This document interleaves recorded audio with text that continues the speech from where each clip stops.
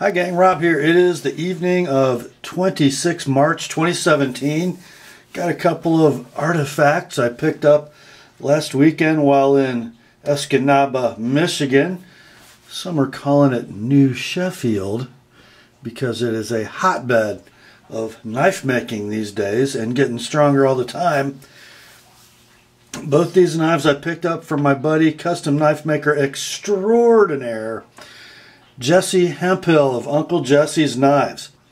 Both of these are early examples of his latest run of mid-tech knives, and Jesse's mid-tech knives are not in the Damascus that he uses so often in his custom stuff. These are both A2 air hardening tool steel. They are both convex ground in more of a production fashion, but they each have completely unique custom handles, totally by Jesse, and they're both pretty special. Let's kind of look at them. You know what? Let's look at this one first. This is Jesse's new Puukko. I should probably remove that from the sheath correctly. So this Puukko is a 4 7/8 inch blade from 3/16 thick A2. It is saber convex ground, so from about 60% of its height down, it's convex, and it's flat from there up. Superb and robust bushcraft knife. Not super thin behind the edge. You know, absolutely robust enough to handle any cutting task in wood. Carving, batoning, you name it. Feather sticking, but I finished the edge on both of these, and certainly catalog paper worthy, okay? But at the same time, able to handle some, some camp tasks, a little precision feather sticking. Sorry, I'm moving my moving my background around a little bit, but you get the idea. I just cleaned the lint off of here. Doggone it. Okay. But some nice curls there for a guy who's pretty much blows at feather sticking. Great little bushcraft knife, and check out the handle. We have some really wild burls going on, big old knots. So more of a yellow, and I'm not sure what material these are, whether they're maple or box elder or what. I didn't really ask, but look at the figuring. And then we've got a red spacer followed by sort of a muted green on the back half, and then the brass acorn nut stick tang knife. Very slim brass guard with a black, red, black spacer up front. And you guys have heard me say it before, and I'll say it again. Although we have sort of an oval profile to keep the knife from turning in the hand, God made the human hand to hold onto a stick, and that's what we got here. A really, really nicely made, super comfortable, use it all day handle. I think Jesse is really known for his Damascus work, and he's known for his artistic eye. And when you translate that into these mid-tech knives, where the blade finishing and the blade shape are, not run-of-the-mill by any means, but not unique either. All the blades are kind of the same. They're hand ground, of course, so there's going to be a little variation. But the star of this show is not in the blade, it's the handle.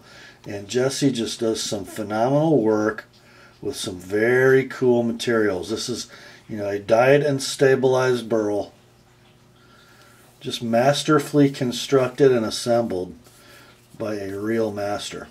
Now, Jesse sells these mid-techs through a couple of retailers that I know of. I know that they'll be available on Knife Ship Free, and I believe also on DLT Trading. when these are finished. And if you follow Jesse on Facebook, you know these are about nearing completion. And man, does that A2 take, hold, and perform with such a fine edge. Just love the stuff. And guys, I'm telling you, I've been watching Jesse's work now for a couple years, and you know, he was sort of an old school iron worker that dabbled in knives for many years. And then, you know, his one-off custom knives, they weren't the most precisely constructed things in the world. They had a decidedly rustic feel. And as he has made this transition, or as he continues to make this transition into low-volume production or mid-tech production, his level of precision is coming right along. When you look down the spine of the knife, everything is straight and true. Everything's symmetrical. Plunge grind is a little off to the right as you're looking at it. It's a little deeper on the left than it is on the right, but certainly not in a way that matters much on a knife with this much sweep. Still a custom knife, unlike any other, but with some mid-tech precision in the blade, and just a phenomenal knife. And I just love Jesse's stuff, as you guys well know. So that is the Puukko, and check out the sheath we get with this, guys.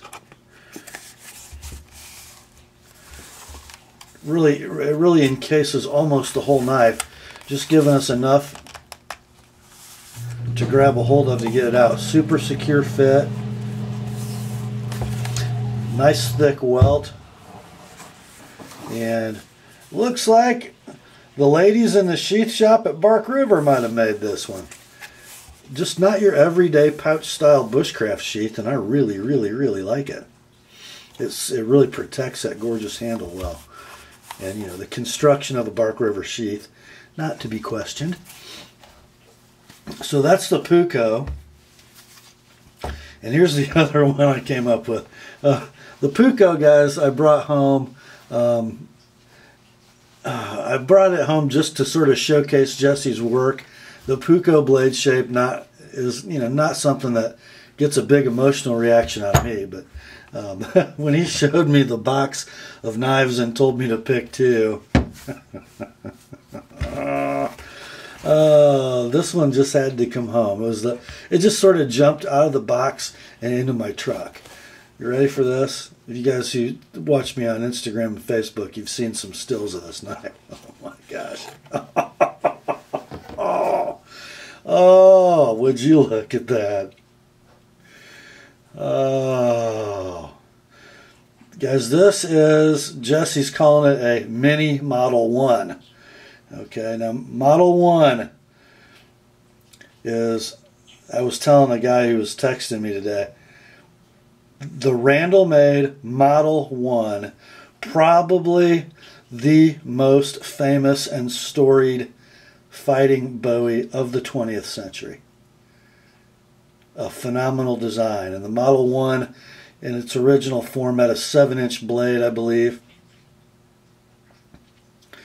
And when Bo Randall started making them, I think back in the 30s in the Depression, they were made from files. And you can kind of see a knife not too tall in this dimension. You can almost see that old mill bastard file in the pattern. And they turn out to be such a great fighting knife. This one, now, most of those would have had, a standard stick tang sort of K-bar style handle, very much like a Puukko we just looked at, actually. This one, in its 4 3/4 inch blade, is sporting a classic Bill Moran pistol grip handle.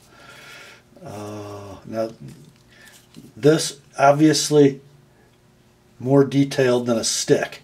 And remember, guys, I've been talking about Bill Moran handles a little bit, especially as I've featured Jesse's work. He is a disciple of Bill Moran. Bill Moran was all about handle ergonomics. And the pistol grip Bill Moran handle makes a super secure fighting knife grip. Just look at the retention of the pinky along with the way the thumb pushes on that ramp on the double guard. Nicely proportioned, by the way, on this mini.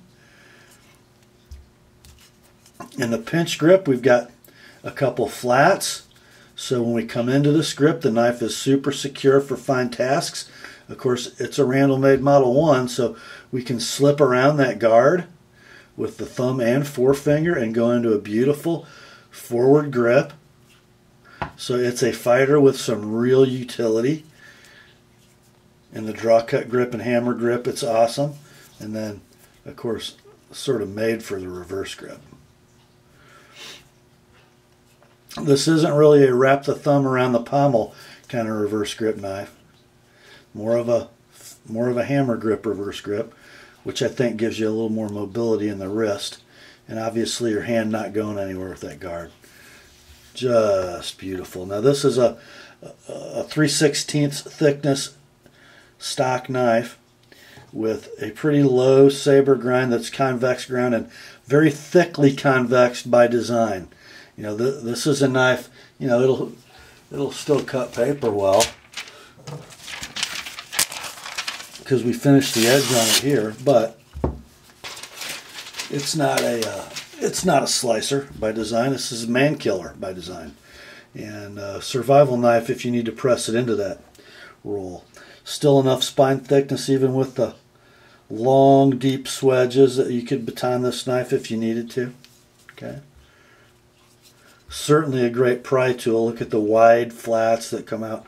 Oh, what, guys? Almost an inch from the tip. So it's a knife you could bury that tip into things, get up on those flats, and do some pretty heavy-duty prying with. You know, I would advise if you're going to do that you kind of want to be forward. You don't want to overly stress this transition from ricasso to stick tang, because that's going to be the weakest point of the knife, as you guys know. But I want you to take a look at this chunk of maple burl.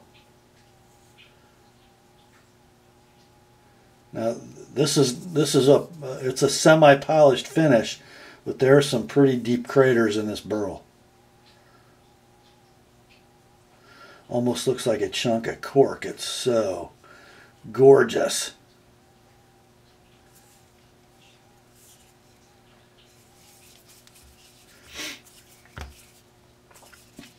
Just a superb effort from Jesse.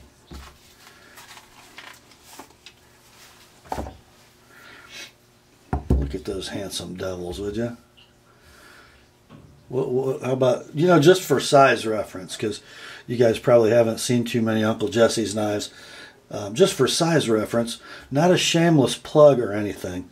Let's throw in the middle the Bark River Gunny Sidekick, just to give you guys an idea of the size of these two offerings from Uncle Jesse. There you go. It's a little larger than an EDC fixed blade, both of them, but both well suited to their desired roles. Just thought I would show them to you guys. One of you guys keep your eye on the knife sales, because I do appreciate owning Jesse Hemphill knives, Uncle Jesse's knives. I also like to get them into your hands, so there is a pretty good chance one of these knives might become available in a knife sale on the TheApostleP channel one day soon. So I bet it won't be this one, though.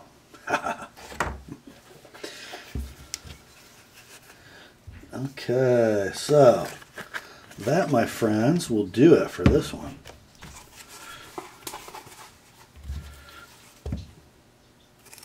Put them back in their homes. Grace to you and peace, my friends, from God our Father and the Lord Jesus Christ. And remember, the Word and Uncle Jesse's knives are sharp.